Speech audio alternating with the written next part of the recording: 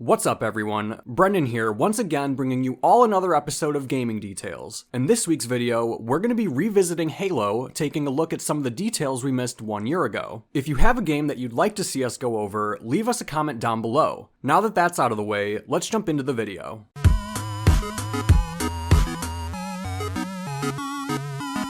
For our first detail, let's head over to Halo Reach. During one of the most brutal battles between humanity and the Covenant, it was very common for soldiers to be wounded and need blood transfusions. Apparently, it was so common that in Halo Reach, you can see that every UNSC Army soldier has their blood type displayed on their shoulder pad. This game has been out for 10 years and I never noticed it, even though I've played the campaigns countless times. Even the ODSTs have them, but for some reason, they are all O positive. Moving backwards in time, but forwards in the game, in Halo Combat Evolved, grab a plasma pistol and shoot it at the water. Of course there's a little splash, but using a plasma weapon actually makes steam come from the water. It does that because plasma is boiling the water that it's coming in contact with, and turning it into steam. It works with the classic graphics, but only if you charge the plasma pistol, as the normal shots don't have an impact. Our next detail is in Halo 4 and is a really immersive one. While playing the campaign, you travel to all sorts of areas, but this detail was specifically found by some lava. While looking at something super bright, Chief's visor will automatically adjust and darken itself in response. Then, when you look away, it'll take a second to polarize the new area. This is talked about in the books, but it really makes you feel like you're in the armor when it happens in game. If you've played the classic Halo 2 multiplayer, you've seen that Spartans have a visible indication that they have low shields. But did you know that the elites in the campaign have this too? It's very subtle, and if you weren't looking for it, you wouldn't notice. But stand behind an elite and look at its calf. Before you do anything, it should be a bright glowing orange. Give them a whack and it will fade to a dark orange, and hit them one more time to knock their shield and it will turn into a dull gray. As the shields charge up, it will slowly fade back to the bright glowing orange. This is only featured in Halo 2, and while it's kinda there in the anniversary mode, it doesn't fade like it does in Classic. This next detail is pretty topical, seeing as the game isn't even out yet, but the other day 343 showed us a bunch of new armor sets that will be coming to the game. First off, they all look awesome, but a redditor noticed something really special about this set. Obviously, it looks like George from Halo Reach, but 343 even went so far to make the black undersuit that the armor sits on the same undersuit from Halo Reach, while the rest of the armors have the new and updated undersuit. Looking at pictures side by side gives you a better idea of what I'm talking about, but we have to give major props to 343 for that one.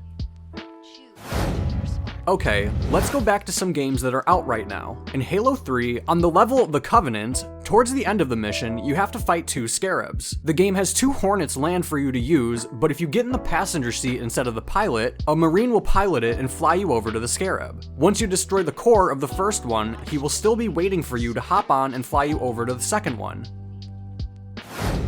Staying in Halo 3, did you know that every shell casing of the assault rifle, battle rifle, pistol, and sniper has a secret message on it? This can't be seen in regular gameplay, so you have to go to theater mode and slow down time in order to see it. But zoom in on any shell casing and you can see it says Chief EGX on it, an obvious reference to Master Chief. But on the bottom of the shotgun's ejected casing, you can see that it has Hippo written on it.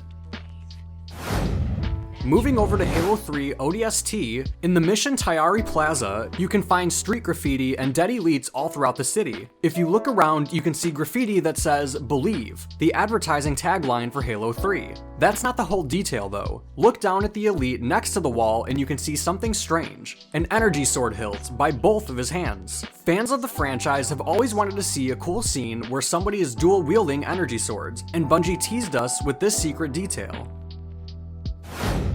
The next detail is going to be on the mission Lone Wolf in Halo Reach. Throughout the game, Bungie added checkpoints that you could load into if you didn't want to play through the whole level. Most levels have at least 2, and the game calls them rally points. These rally points are organized by Greek alphabet, 1 being Alpha, 2 being Bravo, 3 being Charlie, and so on and so forth. But the last mission, where Noble 6 has to fight to the death, only has 1 rally point, and it's rally point Omega. This is because Omega is the last letter of the Greek alphabet, and often used to signify the end.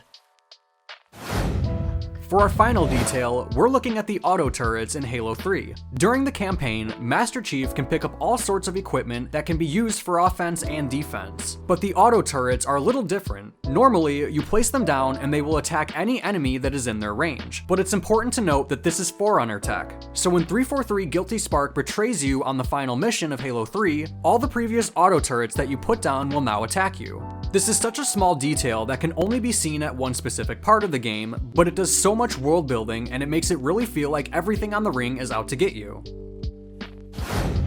Well, that's all the time we have for this episode. I really hope you all enjoyed it. If you did, make sure to like the video, subscribe, and click the notification button right next to the subscribe button to be notified every time we upload. The next episode of Gaming Details will be the 1-year anniversary, and we will be taking a look back at some of the coolest gaming details we saw in the last year. So I'll see you all then. Thanks again for watching, and have a great day.